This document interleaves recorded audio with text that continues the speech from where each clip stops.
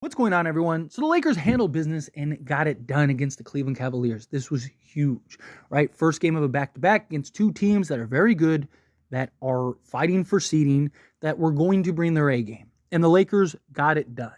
The Lakers did it on the back of their defense. Their defense was spectacular this game on all fronts. D'Angelo Russell was fantastic. I mean, active hands, disrupting passing lanes, being a good help defender, staying in front of guys. Even Austin Reeves had some good defensive stances.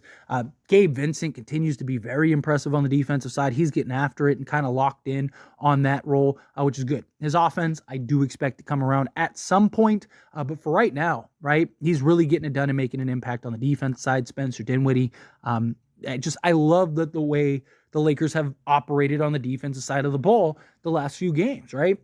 Now, obviously, the offense is great, but we need that balance on the defensive side. This was a good, in my opinion, team effort, right? And a good, pretty much controlled start to finish game, right? Obviously, in the third quarter, there was that sloppy play, but the Lakers kind of adjusted, got it right, closed out in the third, and then continued to push in the fourth. They basically controlled, in my opinion, this game start to finish. I thought they did a really good job for the first game, right? Because, look, they had 2 days off. There's the question of, like, is there going to be some rust? Is there going to be a little sloppiness? Is there going to be, them just not being able to find the bottom of the net? And they were able to come in and play with that intensity, play with that urgency, and really hit their stride. And now the Lakers are officially in the 8th seed, at least momentarily, right? We still have a long way to go. We still need the Lakers to ideally win outright and sweep the rest of the way. Got another big game tomorrow off of a back-to-back against the Minnesota Timberwolves. You need this win, right? You need a couple more things to kind of fall your way. You got like the Suns and the Pelicans. I believe that you need the Suns to beat the Pelicans in that game, just because Suns very likely could lose a couple more games. But it's also possible, even if the Suns lose that game, that we don't catch them. Where if the Pelicans lose, then we are the 7th seed if we beat the Pelicans for the last game of the season. So I personally would like to see the Pelicans take the L. But you still need a couple other games. Again, can the Nets upset the Sacramento Kings? Can the Utah Jazz find a way to upset the Golden State Warriors? Probably not, but you never know, right? Any given night, any team can beat anybody. So a lot of good things, a lot of ways that this could play out. But across the board, Taurean Prince, I think, deserves some love, deserves some credit. I've defended Taurean Prince countlessly this season because I don't think there's anything wrong with him. I think Taurean Prince has done everything we could ask for as far as just the way he's played for the Lakers this year, right? It's Darvin Ham that has kind of put a bad taste in everyone's mouth about Taurean Prince, right? Taurean Prince is great in a limited role. Right? His ability to play off ball. I love that he's not settling. He's being aggressive and looking to attack and be aggressive and find his shot in other ways. Right? You don't want to see Taurean Prince play 40 minutes a game. I mean, if he's hot, if he's 7 of 8 from 3 or something like that, then sure, keep him in the game. Let him keep going. Let him keep torching. But for the most part, I want to see him in spot minutes. Right? Give him 15 minutes a game as an off-ball guy. See if he can knock down 2 to 3 threes. If he gets hot, great, leave him in, let him keep going. But for the most part, just sparingly, right? I think outside of that, he's done his job. He's been very serviceable for the Lakers. He's hit shots. He's had good games, right? He's gotten it done on both sides of the basketball at times.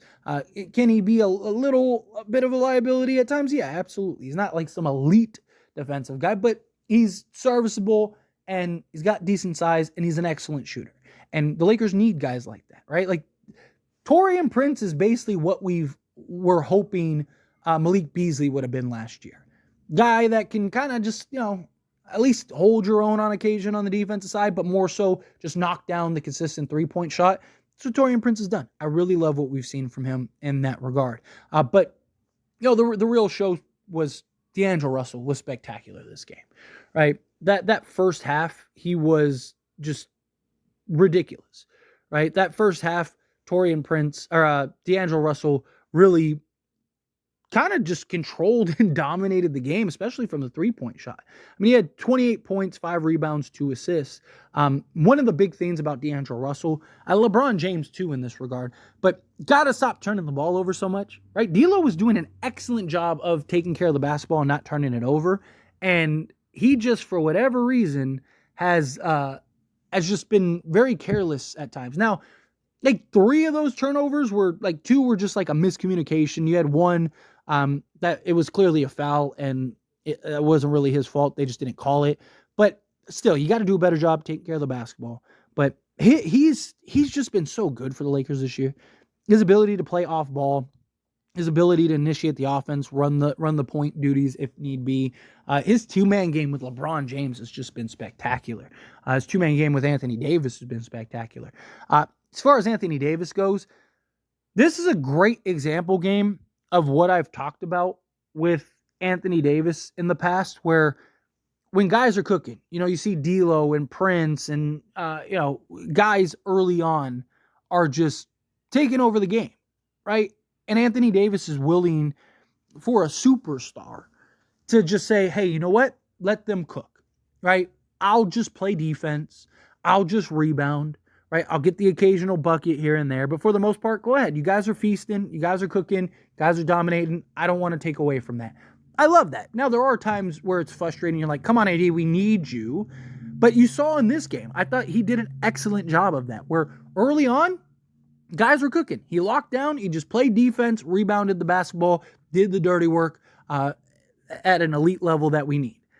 And then you saw the offense kind of stumble a little bit. Guys weren't hitting shots like they were in the first half. And so what does Anthony Davis do? He goes and drops 16, right? Like in the second half. Finishes with 22, 13, and 4, right? He still had 6 blocks, 3 steals, 0 turnovers, right? That's the Anthony Davis we need, right? Everyone's torching, everyone's cooking. Why take away from that? Let guys keep building their confidence. Let them keep making their shots. Anthony Davis impacts the game in so many other ways. And then if you need it, and it's like, hey, we're struggling, we're stumbling, let's give it to our superstar and let him go to work. It's what you love to see. So I thought that this was a great example of how I appreciate Anthony Davis's level of play. Because a lot of superstars, they have to get their shots. A lot of superstars, they have to take their 20 attempts or whatever it is. But no, he was like, hey, D'Lo's shooting the lights out. Let him keep shooting, right? I'm here if you need me.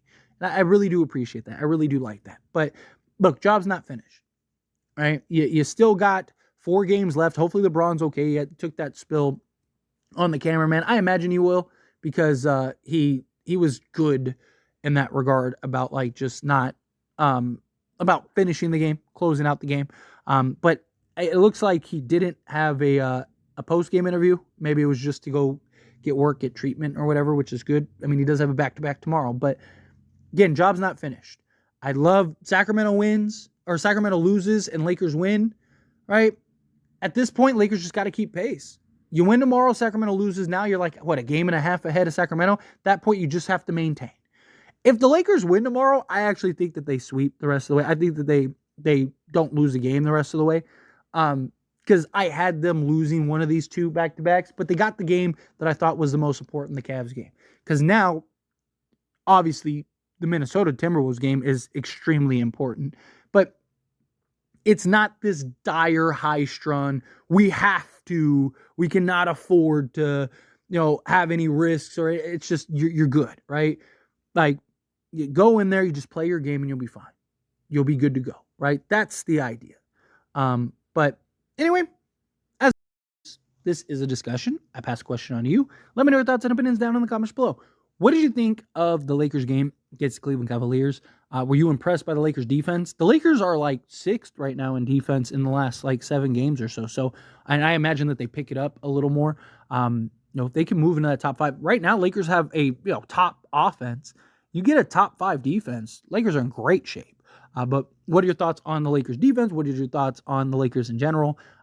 Think the Lakers get the win tomorrow against the Minnesota Timberwolves? Do you think the Lakers sweep the board the rest of the way? You think that they get it and end up potentially even moving in the 6th seed? If they win all their games outright, I genuinely think that there is a great shot that they move into the 6th seed. Right? But like I keep saying, right, don't count on it. If it happens, beautiful, great. But realistically, a lot of dominoes have to fall in place for the Lakers to get there. And if it does, then we'll talk about it. We'll be happy. We'll celebrate it, all of that. But I just don't want people to get their hopes up. But again, how you feel, whatever your thoughts are, let me know down in the comments. That being said, if you haven't liked this video, hit that like button. Helps me a lot. Helps me enjoy these types of videos. I truly appreciate it. not subscribe channel, hit that subscribe button. Turn on the bell notifications. Appreciate y'all. See you in the next one. Thank you.